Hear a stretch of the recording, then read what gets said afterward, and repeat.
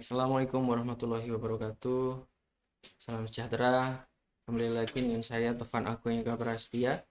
Hari ini kita akan melanjutkan materi selanjutnya terkait dengan biostatistika dan dasar pengolahan dan visualisasi data K3. Video sebelumnya saya menjelaskan terkait dengan pengantar statistika di bidang K3. Pada kesempatan kali ini saya akan menjelaskan materi kedua, yaitu statistika deskriptif di bidang K3. Untuk materi statistika deskriptif bidang K3, ada 3 hal yang akan saya sampaikan. Pertama adalah distribusi frekuensi, kedua adalah ukuran pemusatan, termasuk di dalamnya mean, median, dan modus. Kemudian ketiga adalah ukuran penyebaran, yaitu deviasi, kuartil, variance, and standar deviasi. Kemudian di sesi terakhir nanti akan ada exercise latihan menggunakan aplikasi SPSS. Baik, untuk statistika deskriptif merupakan cabang statistika yang digunakan untuk menggambarkan karakteristik data yang telah diobservasi. Pada video sebelumnya kita sudah memiliki data terkait dengan data budaya K3 yang ada di para pekerja. Kita sudah memiliki data dan kita sudah memasukkannya ke dalam aplikasi SPSS. Kemudian karakteristik data seperti apa yang bisa kita deskriptifkan? Yang pertama adalah karakteristik data dengan penyajian distribusi frekuensi. Kemudian kita dapat menampilkan nilai mean, median, modus, atau variance. Sehingga dari data-data yang kita deskriptifkan tadi, kita dapat mengekstrak informasi atau dapat menggambarkan informasi yang mampu menjadi representasi data yang telah diobservasi. Baik, pertama terkait dengan distribusi frekuensi. Distribusi frekuensi adalah dapat menunjukkan jumlah kejadian dalam satu sampel.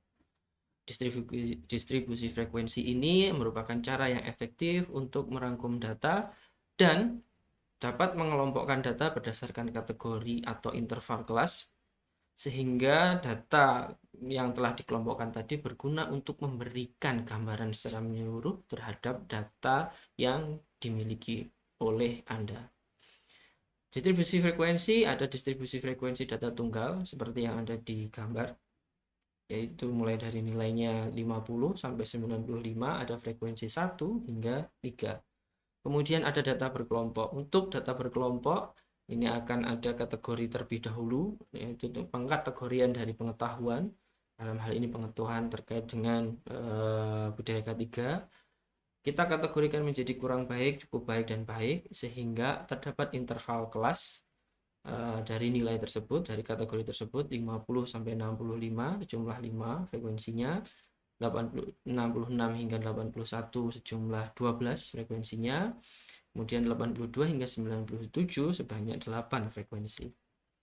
Kemudian selain kedua distribusi tersebut, data tunggal dan data berkelompok, ada distribusi frekuensi kumulatif, di mana kita mengkumulatifkan frekuensi yang telah kita miliki, baik frekuensi kumulatif kurang dari atau frekuensi lebih dari.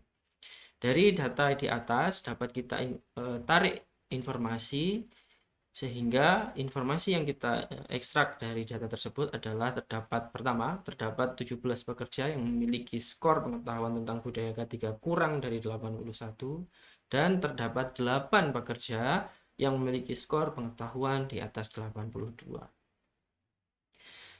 Baik, distribusi frekuensi juga merupakan bentuk dari frekuensi suatu kejadian berdasarkan seluruh kejadian yang diobservasi.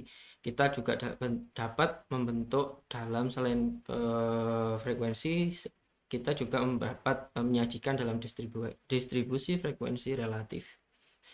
Distribusi frekuensi relatif ini berguna untuk menunjukkan besaran atau persentase suatu kejadian terhadap kejadian keseluruhan.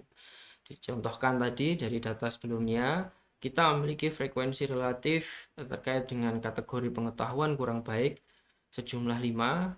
Secara total itu ada 25 observasi, sehingga 5 dibagi 25 ada 0,20.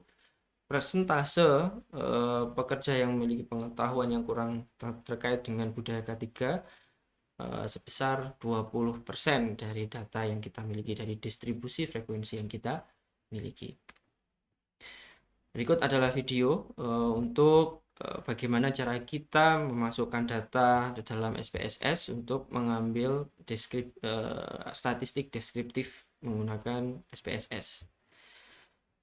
Setelah kita masukkan dalam variabel view, variabel pengetahuan, maka Anda bisa memberikan label, kemudian Anda pastikan values dari kategori yang Anda inginkan, mulai dari kurang baik, cukup baik, dan baik. Dan Anda bisa oke. Setelah itu pastikan variabelnya adalah ordinal, begitu. Kemudian dari sana Anda akan muncul di data view, akan muncul seperti ini. Jika dibalik, diklik menu tersebut, value labels akan terlihat cukup baik dan value labelsnya 1 atau 2 atau 3. Kemudian kita klik descriptive analysis, kemudian masukkan variabelnya ke sisi kanan, klik, kemudian klik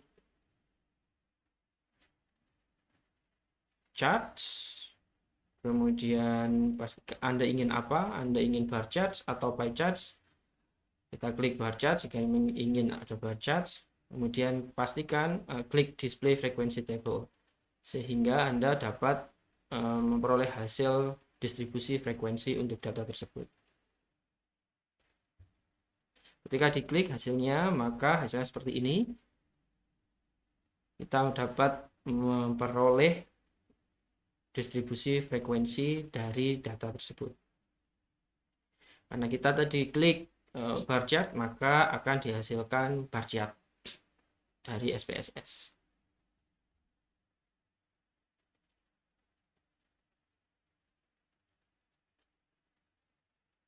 Baik.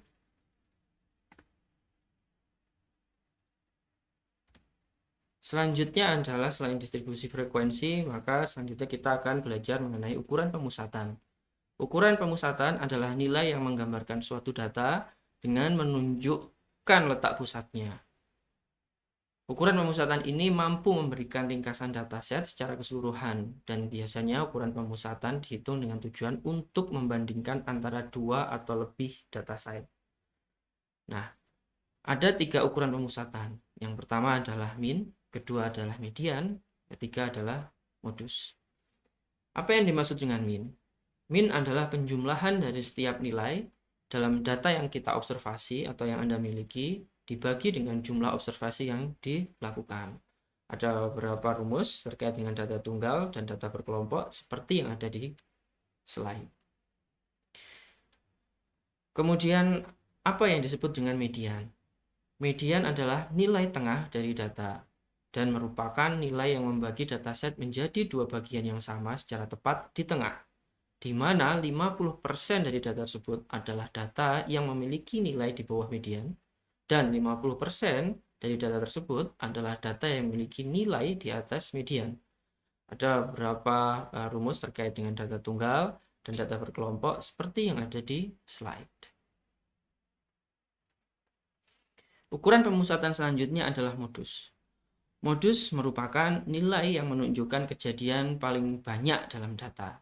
Jika kita kembali ke data sebelumnya yang saya jelaskan pada slide-slide sebelumnya, Anda akan melihat beberapa nilai mulai dari nilai 50 hingga 95.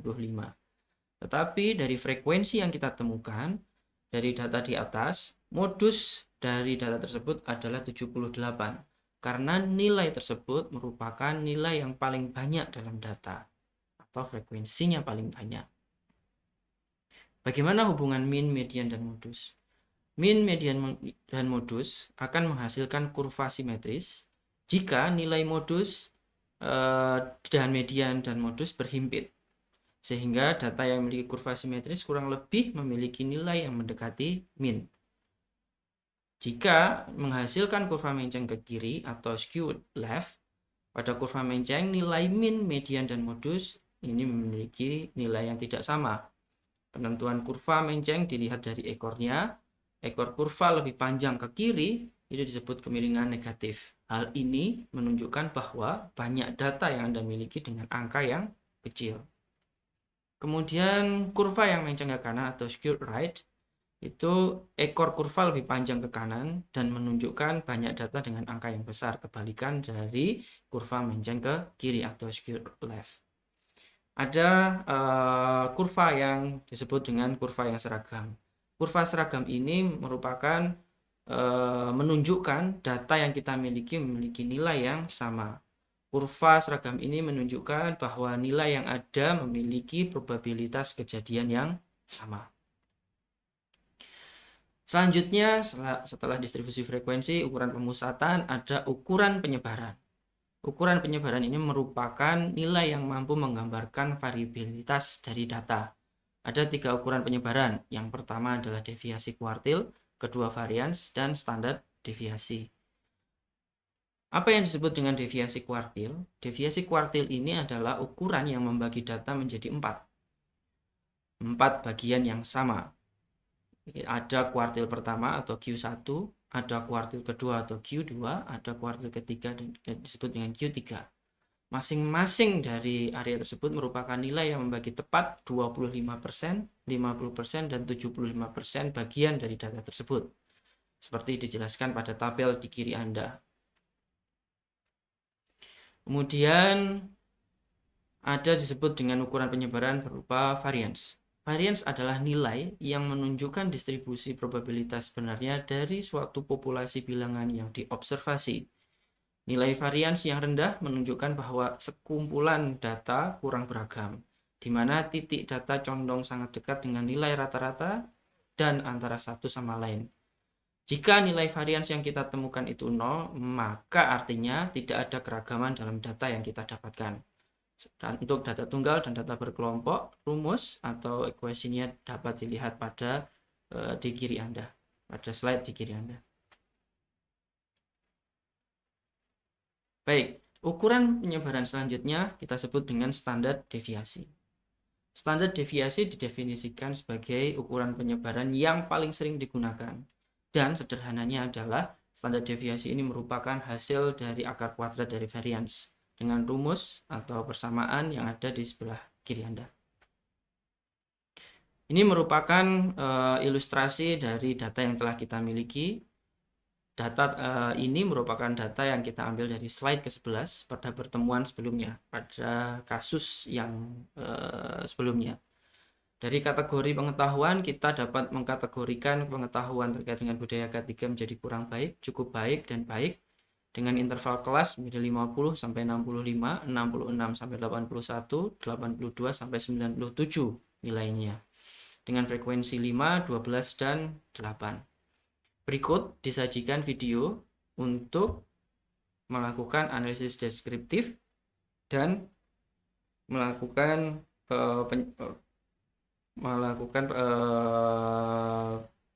mendapatkan informasi untuk analisis data terkait dengan data yang kita gunakan pada latihan pada slide ke-11. Pastikan bahwa skala datanya adalah skala data ordinal, karena kita sudah mengkategorikan dari nilai-nilai tersebut. Untuk skor tetap gunakan skala data rasio.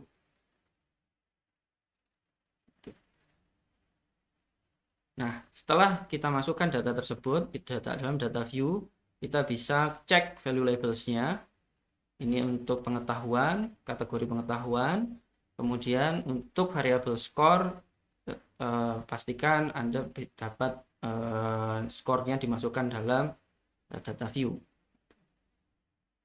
Untuk mendapatkan deskriptif analisis, lakukan cara yang sama, tapi kita harus lakukan klik statistik, menu statistik dengan mencentang quartiles, means, median, modus, kemudian standar deviasi, variasi, kemudian klik continue. Kemudian klik OK, kemudian akan disajikan hasil seperti ini. Dari data-data tersebut kita dapat mendapatkan mean, median, modus, standar deviasi, variasi, dan juga kuartil, persentil 25, 50, dan 75. Baik, untuk materi kedua sekian. Terima kasih atas perhatian Anda. Kita akan melanjutkan pada video selanjutnya untuk materi-materi selanjutnya. Saya Tovan Agung Ika Prastia. Wassalamualaikum warahmatullahi wabarakatuh.